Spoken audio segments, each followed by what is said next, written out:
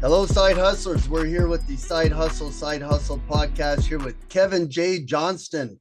And Kevin, I got a link of one of your Instagram posts from a guy that works with us, and I couldn't help but reach out because what you were saying on that post, and we'll share that in the link below for sure, along with all your other links. You know, you got your Freedom Report, you got the Kevin Johnston website, but we'll make sure and get the ones that you want down there on the link. So, you know, watch the podcast, enjoy the fruits of the podcast, and dig into the roots later. So, Kevin, thanks for coming on.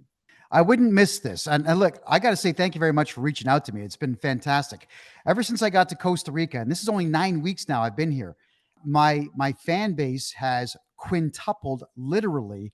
And between all my social media, I've gone from 200,000 views a month to over 5 million a month, just because I can say what I want in Costa Rica. And it's not like I'm out there calling for death and calling for terror genocide and war and I'm not beheading and I'm not even swearing. It's just that I'm telling people the absolute truth about Canada, which when I was in Canada, I had to endure 22 arrests, 7 attempts on my life from Antifa, Black Lives Matter, and the Communist League, plus one Muslim guy came at me with a knife. He got me real good on the hand there. Like my hand was numb for over a month. 7 months of prison time and solitary confinement, another 3 months of house arrest. What was it? 75 criminal charges, which we beat all except for one. $11.75 million in lawsuits that were filed against me, and judges just don't like me. So all of them were judgments summarily. There was no trials. I couldn't even challenge the evidence brought forward against me. So I'm thinking, you know, it's funny when you stop and think about it, how terrified they must be in Canada about what some middle-aged, slightly overweight, gray-haired guy has to say about the country. And I think they realized that I actually enjoy the conflict. I enjoy the battle. They can't figure me out because I'm still laughing. I'm still smiling. I'm still having a good time. And now I'm completely outside their jurisdiction. And I plan to stay outside their jurisdiction for many, many, many years to come. The people that have come to Costa Rica from Canada, they're all saying the same thing. Like now that they actually believe they are completely free, and they are correct to believe that, now they're all opening up and saying what I have been saying on my podcast for 7 years and did jail time for. But it's amazing that they all felt that they couldn't even speak privately in their own home about it. They were worried about their phones hearing them. They were worried about their Siri and other Google devices hearing them. Some folks have been telling me that they were worried their smart TVs were listening to them and their Teslas were listening to them. And I said, well, now you know why my television set was just a computer monitor that's 20 years old. My car is 33 years old. And I don't have any such device in my house, and I don't even sleep with my phone in my room. There's no. And those two combined are almost as old as you. Good heavens! Good. Think about that. But you know, you want to talk about how crazy the government is? We talked about my 33-year-old car. It was a Generation 4 Trans Am. I'm driving to Edmonton from Calgary, just north of Red Deer. I get pulled over. I'm thinking, okay, great. There might be a warrant for my arrest for telling the truth again. And then another showed up, and then another showed up, and finally, I had 11 squad cars between the RCMP and the Alberta Sheriff's Office. They're all pulling me over. They're blocking 2 of the 3 lanes on the highway, making a big production out of it. And they're all standing around with their arms crossed, laughing and talking with each other. And I kept saying, guys, hey, come on, man. Why have you pulled me over? Can I please get a reason? Anything at all? Anyone? You. They just wanted to do selfies. They wanted to do selfies with you. They wanted photo ops. But not only were they doing selfies like this with me in the background and my car in the background, a flatbed tow truck shows up. They put my Camaro on it. They take it away, and I haven't seen it since. They left me on the side of the highway, and the one guy says, yo, have a great day, Mr. Johnston. Gets in his sheriff's truck and just gone. Where's my car? So I have not yet been able to track my car down. It's been gone for since May of last year, being 2023. We went over to Africa in a container because apparently Toronto now is the car theft capital of the world. And in Alberta, it's probably a close second. It's the police doing the stealing. Crazy. So besides all the mayhem going on, where did you get your start? Where did you grow up?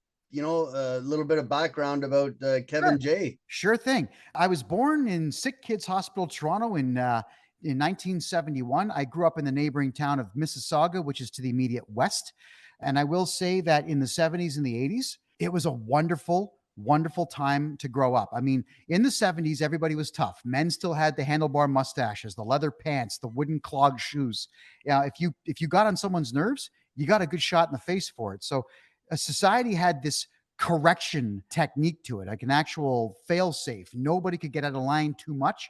Somebody would correct your behavior. And then the 80s came around. So I went to high school at St. Martin's High School in Mississauga, hated every minute of it. I'm just not the kind of guy that can sit down and be told what to do for 8 hours a day. To me, it didn't make sense. I thought that there was something wrong with society. I began thinking that in grade 7, because the only reason I went to school was to be on the curling team. That was it, because it was just free time out of school.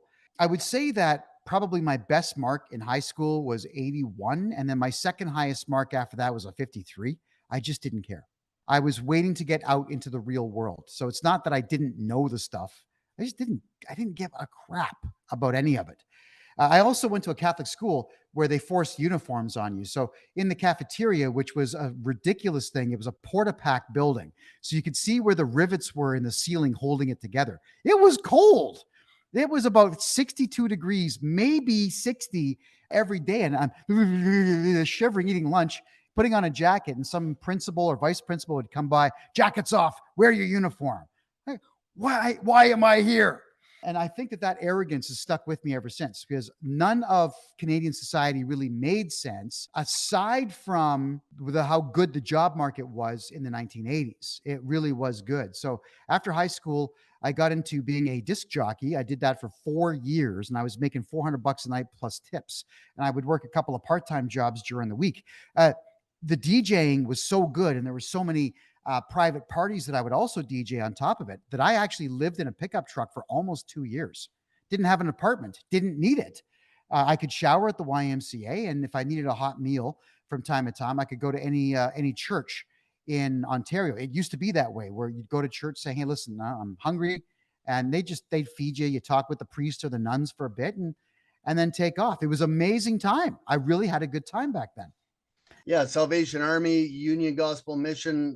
When I got my accounting career started in the 90s, I spent 6 years at the Vancouver Food Bank. So I was exposed to all of that, from the desk side. And I think back then they were serving 25,000 families a week in the Lower Mainland in Vancouver. Wow. Some of them repeated times, but some of the families, we would catch them going from shelter to shelter to follow the food truck. Well, look, I'm always glad there's programs like that. Oh yeah. And later in life, I began volunteering my time in churches because I remember how well I was treated. So I thought, I'm going to give back. Because I only really went to the churches once a week when I was just rushing around like a madman to get from gig to gig. I think the only regret that I've got out of that entire era under the age of 30 would be that I actually went to college. That was the biggest mistake going. There's a poster that we all saw in high school, all of us. It was a mansion with a 10-car garage, Porsche, Lotus, Lamborghini, Ferrari, a Hughes 500 helicopter, a beachfront property.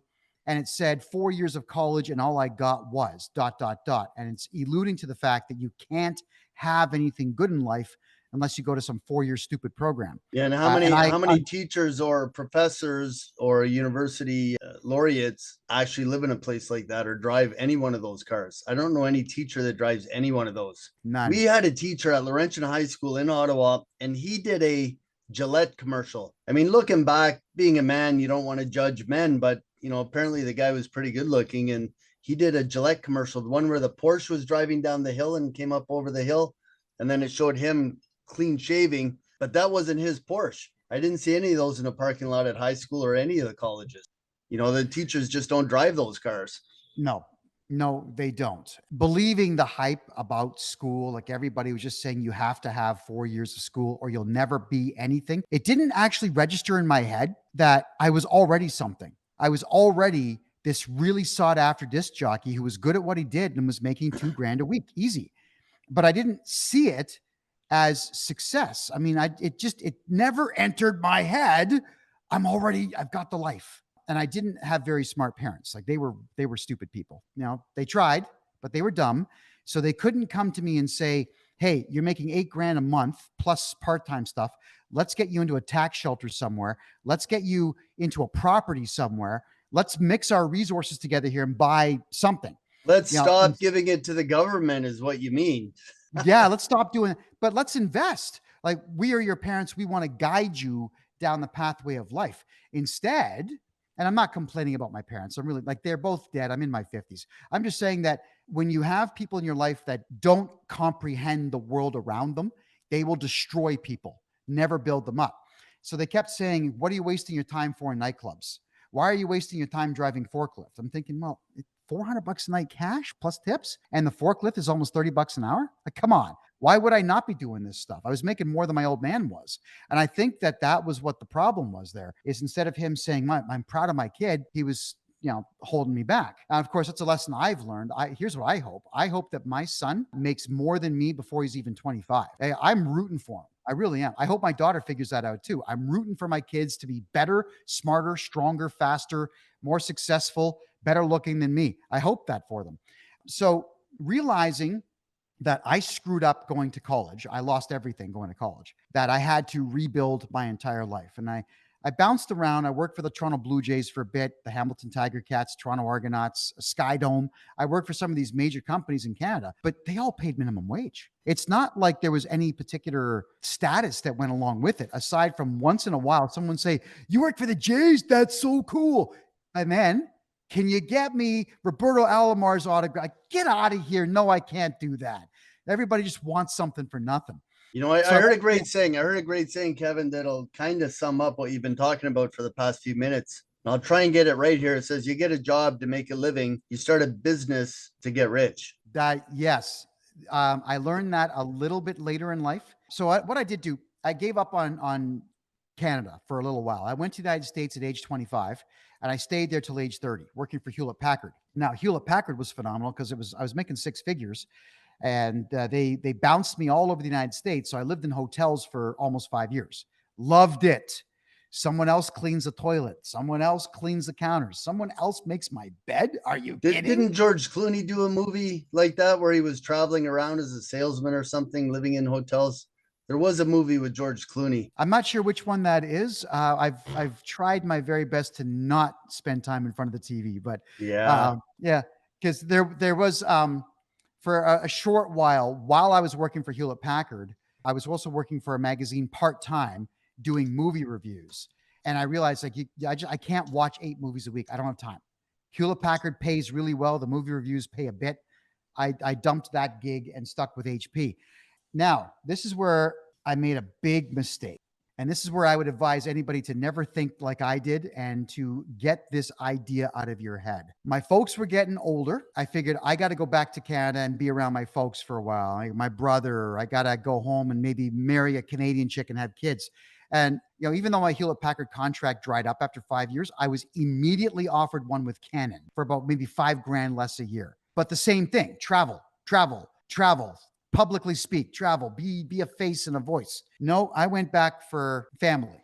And I think my first job when I got back to Ontario was about $48,000 maybe, which lasted 2 months. And they kept saying, yeah, you're a little loud, you're a little aggressive. I think you intimidate people in the office. Some of the women here, they think you're too loud. The Canadian way. Like, dude, are you in business to make money or be a complete idiot or go bankrupt? So after that, I got aggravated. I was putting out resumes everywhere. After 16 years, and this is where I kept pestering my now ex-wife. I said, look, we got to go back to the United States. We got to go. 6,500 resumes I had put out over the course of 16 years. I couldn't find a single solitary full-time job, all part-time crap.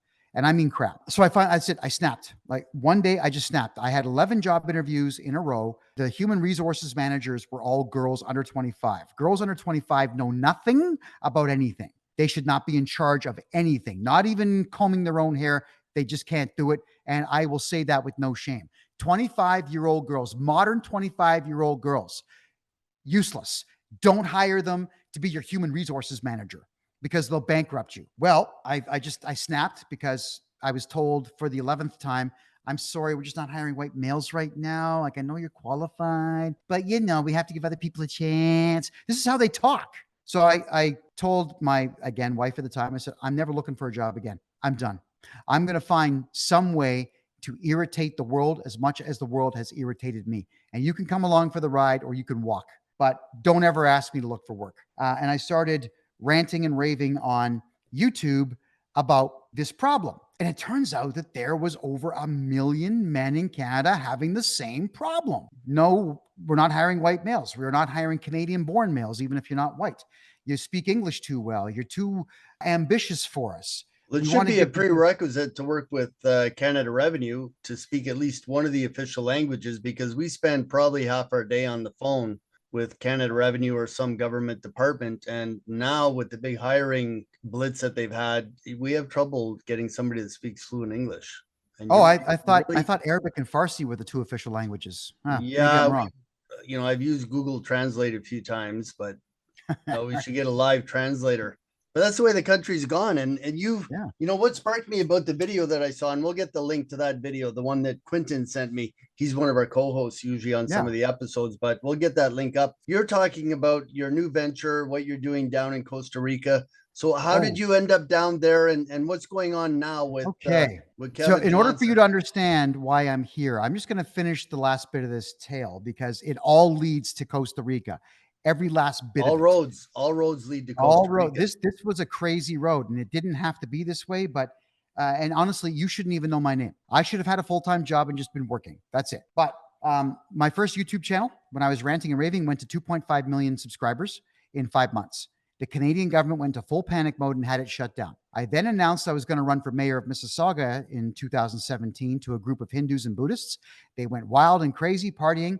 2 weeks later, I'm charged with hate speech. Bonnie Crombie, the mayor at the time, did not want to run against me. So she figured that this was going to be the way to slow me down. It didn't work. I placed second in that Mississauga mayor race in 2018. But that is when the Peel Regional Police and the Toronto Police began giving me a difficult time. Parking cars outside of my house so that I knew they were there. Listening to the conversations in my house with sound collection dishes, the concave ones that they can listen through. Following me everywhere, making sure that I saw them. They'd turn their sirens on, the cherries on. I'd pull over, they'd pull over, and then they just drive off. This was going on for the better part of 2.5 years. And I just, enough. I left Ontario and I went to Alberta in 2021 to run for mayor of Calgary there. And sure enough, the second that my popularity got huge, and it did, they locked me up for 7 weeks in solitary confinement to interfere with my campaign. When the campaign was done, they locked me up for 40 more days, followed by 12, followed by 15, followed for another month, then a couple of months of solitary confinement. So they just kept doing all of this. Now, I had a very intimate conversation with my lawyer where he said, Kevin, you know that they're never going to leave you alone. They're always going to be on your case. You need to consider something different. And I said, well, yeah, I'm considering the United States. I'm considering Costa Rica, Chile, Argentina. There's a bunch of places I'm considering because I want to take my talent and just be left alone and make money. Like, let me make some money. Just go away. Leave me alone. And I decided on Costa Rica shortly after the Canadian government took my house, took my car, took my money, all without court orders. They took everything. And that's when I thought, okay, it's either now USA, Costa Rica, or Argentina. I've narrowed it down to those three. Well, I got approached by a gentleman in September who wanted to do a deal with me to start selling houses on the west coast of Costa Rica. I agreed to the terms. And in November, I just packed my stuff and walked out the door, got in a plane. I told my kids, I love you very much. And you're going to have to decide for yourselves if you want to come with me. But I'm going to go and establish myself for the 6th time in 7 years. And there won't be a government this time to take it all away from me. I love you guys, but I got to go. My ex-wife is not happy about it, but we're not married anymore. She has no say in what I do. And we're friends. We talk all the time. Like most people in my personal life, my aunts, my uncles, my cousins, they just don't understand why I want to be in front of a camera talking to millions of people. It's because I have knowledge, just like you do. I have knowledge in the political arena. I have knowledge in Costa Rica's lackadaisical laws, we'll say, in reference to investment. I have knowledge about world politics. Why would I not want to speak? What does one do with that much knowledge about world politics aside from talk about it publicly? So I've had to walk away from everybody in my personal life who said, like, you got to stop it. Don't be an individual. Don't stand out. If you just stop talking, they'll stop arresting you. Sorry, guys, I'm done. So here I am in Costa Rica having the time of my life. There's good people here, and there's a lot of investment dollars to be made here. And then as soon as I get down to Costa Rica and that video goes out that I believe you're talking about, all of a sudden my email box fills up with thousands of people who all are having the same types of problems I was in Canada. The police were bugging them. Canada Revenue Agency was bothering them. Local government was bothering them. They were getting tickets, photo radar tickets. They don't even know where the cameras were. They were getting fines from bylaw officers about the way their properties looked. Hey, what is going on? I told them, it's going to get worse. You leave. Let's get you to Costa Rica where you can not have to put up with these things. The government's not coming to your front door to tell you that your blue shutters aren't blue enough and then give you a ticket for it. Like, they want you here with your money. They'll protect you on the West Coast anyway. So here I am in Costa Rica. For those watching that don't know where Costa Rica is, it's right on the peninsula between North and South America. So is Costa Rica part of North America or South America? That is an object for debate. You see, because North America and South America, they really seem to be sharing a couple of tectonic plates. The fault line, as I understand, goes right underneath Costa Rica. And apparently Costa Rica gets a couple of earthquakes a day, all 0.5 or less on the Richter scale. You don't even feel them. So I think that part of Costa Rica is in North America and parts in South America, but I think it's really up to, I suppose maybe we could call Harvard professors and ask them what they think. Latin America seems to have its own designation. So what I'll say is I'm in North America, just to make it simple for people. You're still part of the North American plate. You're still close enough to Denver International Airport to get yourself into any U.S. city as quickly as possible. You're an hour and 40-minute flight from Cancun if you need to get to Mexico. You're like a 45-minute flight to Panama City. You can do worst case scenario, you jump on a bike and you can make it back to Canada. Eventually. It's all uphill though, right? It's all uphill. But you're right. It's only a couple, I'm looking at it there, and it's probably a 2-hour flight to the U.S. border in Mexico. And then you just I would say you're about right. Yeah. I think it's 2 hours. You put a sombrero on. Apparently you can just walk across the border now. Yeah. I wouldn't mind that. But yeah, at the same time, for some reason, Homeland Security doesn't like people like me and Chris Sky and Pat King and Pastor Archer Pawlowski, because we just tell the truth. Now, I think when the Trump regime takes over again, hopefully in November of this year, that will change. That outspoken Canadians will be welcomed back to the United States and not turned around at the border. They've actually turned me around at the U.S. border twice because I'm a big mouth. But I keep saying, like, you guys love big mouths. You love loud people. Come on, let me in and make some money in the States. Isn't it the whole Southwest? What do they call them? That's the whole Southwest, the loudmouth, big talker, A-type personality. Well, I always thought that it was. I always thought that California it is. And New York State were supposed to be the big mouths of places, but I heard Texas and Florida. Well, I love Texas and Florida, believe me. And there's a lot of money in Texas. The big mouths are in Texas, and the retirees, the rich ones, are in Florida.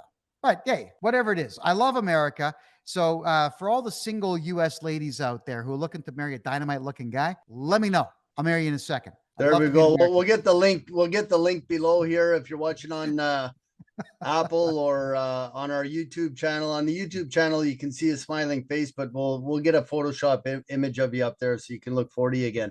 Oh, I'm 5 years older than you. So let's, but I'm happily married. So we'll leave the rest of the U.S. population for you to pick from. There you go. There we go. Well, I can tell you this, gals. It's amazing how many people tell me that I look 5 years younger just having been in Costa Rica for 2 months. And it's true. I mean, like the wrinkles in my forehead are gone. I've lost 20 pounds just by being outside all the time. But it's amazing how much the mental anguish that you're feeling in a place that you hate makes you look older. weighs you down, man, not just the Yeah, physical appearance, but internally as well. it You got to know, be too much. with the Yeah, blood it did. pressure, with the probably with circulation, all of that goes together. Uh, I think the biggest one for me was every night I'd go to bed and I'd have to eat like 25 Tums and some baking soda just to not have acid reflux at night. I go to bed here in Costa Rica, I'm out. Like, no one's waking me up. I wake up in the morning feeling like $1,000,000.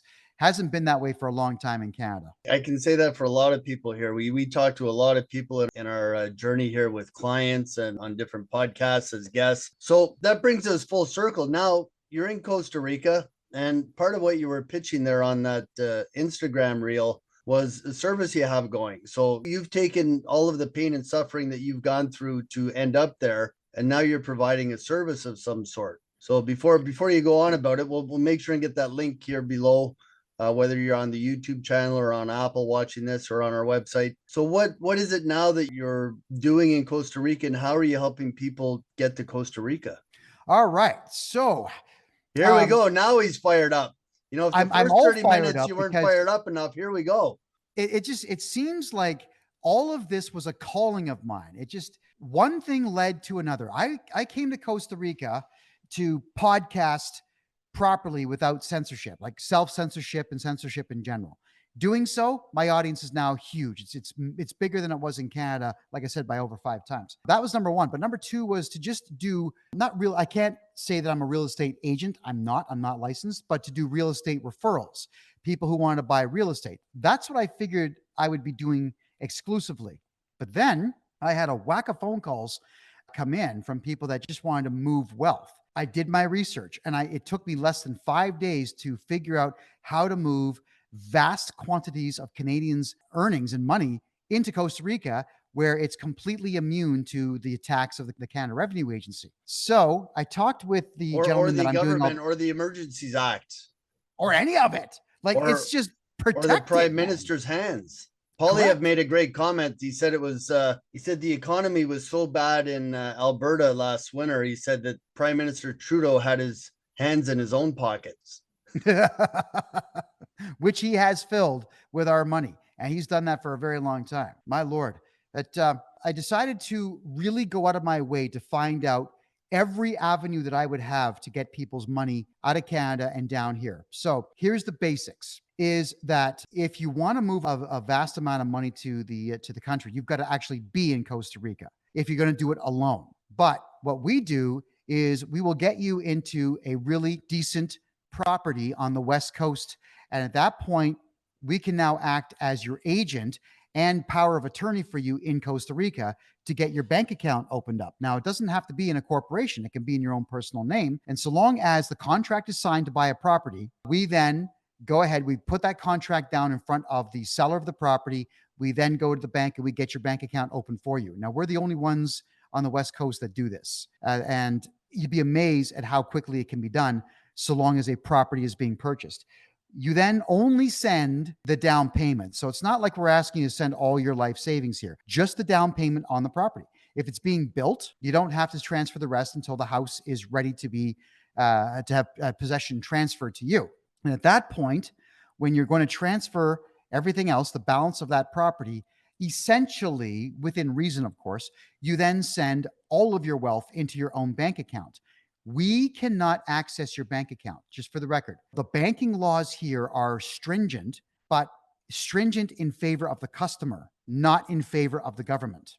An example being, you could move all your money here to Costa Rica, finish buying your house, and then if you want to sell the house the very next day, take that money, put it in your bank account because it's your account, and then walk in the bank saying, hey, amigo, I want all my money in cash. The second that you say that, they have 48 hours to get all of your cash or your entire balance into cash. And then a armed guard walks with you out of the bank into your vehicle. You then have the right at that point to hire that armed guard to go with you wherever you're going to go with your cash. That is pretty amazing. That's pretty amazing. I was just going to suggest, make sure they don't lead you into the back door, into the alley. Yeah, that's right. Well, it could happen. And you also have the option at that point, should you choose to hire your own security. And so long as they're licensed, you can then have both the bank guard and your own guard with you. And at that point, take off wherever you're going with your cash. I don't know why you'd want to do that, but you have the right to do that. So here's the next step. How do we get Canadians money out of assets and out of their RRSPs or their GICs? Liquidated. Get them liquidated. Liquidate everything. That's the next step, is that we help you liquidate all of that, but we utilize every single tax law to our advantage to get the maximum amount out of there. So you're paying the least amount of tax possible on RSPs and GICs, which we know Justin is going to be there like this with his hand out the day that you cash them out. Well, we can actually delay the government taking that money, and then we get you the maximum amount. You can then transfer that down into the property purchase in Costa Rica. But the other thing is, and this is where it gets really crazy, the overinflated values of houses in Canada are so high that people can't sell their homes. So a house that's built like crap, let's just admit it, they're not that well built in Mississauga or Toronto or anywhere else really in the country. They're just wood framed with Tyvek and plastic wraps around them, and then a facade. Why are they worth $1.5 million? And do you really think you're going to sell your $1.5 million house? So what we do is we get you a line of credit for up to 75% of the value of your home, which you can then extract and transfer to your bank account in Costa Rica that we set up. Now, if you sell your house in Canada, great. So you're only going to get 25% of it out because you got to pay the loan off, obviously, in Canada, but you still got your equity out of the house. And it's in a country where it's safe that it can't be taxed by the Canadian government, period.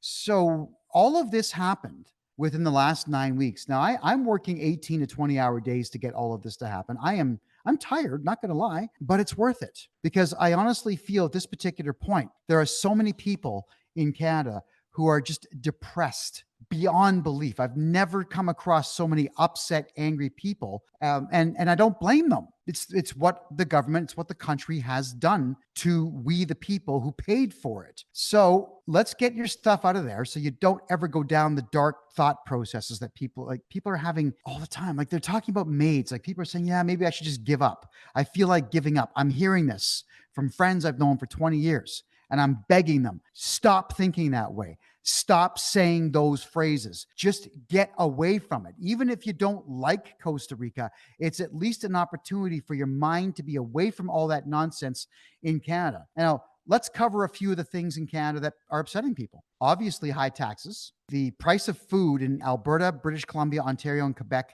have doubled in the last 3 years. They will double again in the next 3 years. We have 63% of people's income is disappearing in income tax, sales tax, gas tax, entertainment tax, luxury tax, entertainment tax now, liquor tax, cigarette tax. I mean, it doesn't matter what you're buying, you're being taxed. We made a list a few years ago of over 600 taxes. When you start pulling it off all the provincial and federal government websites, there's about 600. There's all the main ones that you talked about, but we did a chart a few years ago, and what you're left with is less than, after you pay for your living expenses, there's less than 1% of your income left to put away for retirement. And now nobody can afford a home. No young people in Canada can afford a home anymore. So how can somebody young, let's say, you're talking about people that have built wealth over the years. They've had, a great job. They worked for, maybe one of the big four or an airline or government job, but now they're ready to leave the country. That's easy for them. They have equity built. What about somebody younger that wants to get out? Are there programs down there for somebody to get into their first home if they have 20% or 30% down? Are they able to get a mortgage in Costa Rica? Maybe some options for some of the younger listeners, because not everybody our age and up is ready to get up and move. I'm sure there's quite a few that are. How about some options for the, the 30, 40-year-olds that want to go down and have some fun? All right. 34-year-olds. 30 to 40. 30 to 40-year-olds. Okay, let's talk about them. And even late 20s. All of you need to understand the dynamic of how other countries outside of North America function. And it's not the type of thing where you get a job in Costa Rica and you make lots of money and you come home at 5 p.m., have dinner with the kids and so on. That's not how it is here. Costa Rica, the jobs you get in Costa Rica pay between $3 and $7 an hour. That's it. Highly skilled welders might get 10, but typically only if they're working for a Canadian or an American. That's the reality of it. Costa Rica, like El Salvador and Panama, these are places that you go to completely reinvent yourself, where you build a new business, one that appeals to the international audience. Now, you might be lucky and you might have a good podcast that makes money. You can do that from Costa Rica. Keep doing it. If you have some type of affiliate marketing income, keep it. If you're working remote, keep that. Don't walk away from any income that you have that's outside of Costa Rica. Keep it. As for buying a house down here, you'll see that there's a huge discrepancy in the price of houses on the West Coast versus houses that are within the interior of the country. Atenas, for example, which is like, that's Spanish for Athens, I suspect. That's a town that has positively nothing to offer at all. A couple of nice buildings. There are some Canadians and Americans that live there, but because it's really cheap, you could buy a house for 180,000 US, but there's no jobs. If you're going to form a business there, no one's going to buy from you because the town has nothing to offer. I would highly recommend that you avoid places like that. And also, unless you're living right downtown San Jose, the capital, don't buy in the central part of the country because the locals are there and they're used to paying $1 for things. Now, if you want to make $1, literally $1, sure, go to the interior. You got to go where the action is, and that's the entire West Coast. Forget the Caribbean side. The East Coast is ridiculous. The crime rates are high there. The West Coast is where the tourists are. You've got the biggest investors from the United States, Europe, United Kingdom, Canada, even the UAE. Folks are leaving Dubai and they're coming to Costa Rica because there's more advantages to it. There's a lot more tourist dollars floating around Costa Rica for a couple of reasons. First off, it's not Islamic. People have a very difficult time adjusting to Islamic culture. And next, it's close to North America. I mean, you've got 380 plus million Americans that would have much easier access to Costa Rica than Dubai. And of course, Dubai is a very wealthy country. They don't let everybody in, by the way. You got to be wealthy to get in there or know somebody who's wealthy or have been invited by a UAE resident or citizen. Costa Rica, you get off the plane with your passport. And so long as you've got a return ticket to wherever you're coming from, you can stay. And I know the airlines, they don't necessarily sell tickets 6 months in advance, but they do issue reservations. And so long as you have one of those, which I can get you for $75 US, if you have a reservation, you can then stay in the country for 6 months. It was amazing how fast it was. I went up to the border guard, old guy, 62, shaved head. He seemed interested in his job. And he asked me, how long are you staying? I said, 6 months.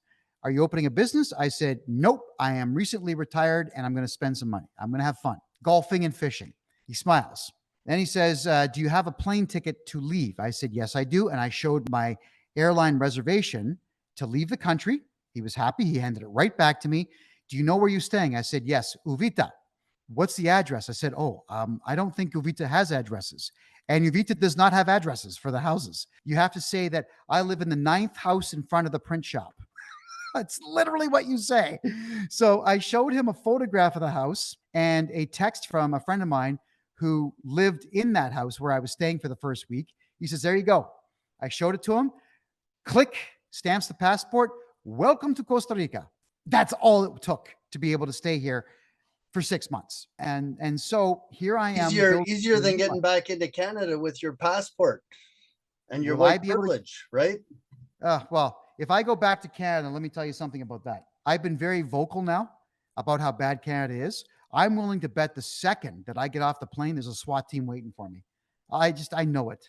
Same with Chris Guy. He's had problems going back and forth. I just saw a video of him the other day somewhere. He's in Colombia right now. Yeah. And the ladies are hitting on him big time. He's got a pretty good story that he just told about the ladies hitting on him. Good for him. But he's a good looking guy and he's world famous now. So the ladies will be all over him wherever he goes. Yeah, he'll have an entourage, right? He'll have an entourage. So how do people get a hold of you now? If somebody's interested, we sparked a lot of interest. People are probably going to have a million ideas. You know, what's the best contact? Instagram, one of your websites? Well, I'll give you my personal website will always be the best because all my contact information's there and I update the site every day. That is my name, kevinjjohnston.me. That's kevinjjohnston.me. And I believe my name is spelled right here. There's a T in the name. It's the Irish version, not the Americanized Johnson. It's Johnston with the T. Not like Don Johnson of Miami Vice fame. He's not as good looking as I am, so no. No. There you go. Right. No. But it's not bad. It's not bad though, being the second best looking guy on the podcast today. You're Yeah, first. not bad at all. I'm pretty happy about that. Hey, no, I'll take a far second. I won't complain about that. Oh yeah. Well, I've been branding myself for a couple of years now as Canada's best looking podcaster, and every single time I say that, the left wing crybabies, they go ballistic. So what they'll do is they get on Twitter and and whatever other social media they're on, and they run polls. Do you think Kevin J. Johnston's good looking? And there's like 50,000 no's and 2 yeses, right? But they're doing my marketing for me. It's amazing how foolish they are. That's it. Eyeballs get on. There's no such thing as bad news. Not anymore. I Every have bit of not press. I have not been as vocal as you or Chris Guy or maybe Jordan Peterson, some of the guys, even Quentin, who introduced me to you here with a link he sent to your Instagram reel, because we have licenses in Canada. And I think every day, what would I do if I wasn't doing this? If we didn't need a Rep ID account with Canada Revenue, if we didn't need our e-file license with Canada Revenue, we had an issue about 2 years ago. We were working with a company called Finastra, and we'll put the link below as well. Their software in Canada is called Filogix. And through that software, about 600,000 mortgages go through their platform in Canada. And clients that need tax documents were able to get those tax documents for them. Well, there was a bunch of copycat companies that popped up, and they shut them down. They shut down all of our e-file accounts. So we got caught up in all of that. And we were, in essence, out of business. That's like a podcaster not having the internet. So we called, and I worked my way up the channel, got a hold of one of the managers. Her name was Karen. They said, you're going to have to speak to Karen. And I said, okay, I'll call in the morning. Reached out and gave Karen a call, and it worked out pretty good. We got our license reinstated because we are a national tax firm. In 2018, we had 42 locations with 350 staff, and we sold that entity and then started up again. So here we are. We're back on air. With Kevin, one of our first podcasts now. I think you're in the top 10 here of our initial 10 podcasts that we're, revamping. So thanks a million for being on. And kevinjjohnston.me is the website. We're going to have it in the links below. Perfect. If you're listening on the podcast somewhere around. Most of my social media, my friend, is just my name. Instagram. I always post on Instagram first, just so you know. So if anybody wants to know the most recent thing I've had to say about politics, the radical left, Costa Rica, business opportunities, and so on, you'll always catch it on Instagram first. My name, just Kevin J. Johnston. TikTok, real Kevin J. Johnston. I do a lot of lives on TikTok. We tend to get a lot of trolls, and that makes it a lot of fun. But if you want to watch my show, and this is the big one here, this is the show that the Canadian government did their very best to shut down. Not once, not twice, but thrice. I was court ordered not to be on my own show in Canada. It's called The Kevin J. Johnston Show. It's every Tuesday and Thursday, 9 p.m. Eastern time on www.freedomreport.ca. That would take you directly to my Rumble channel.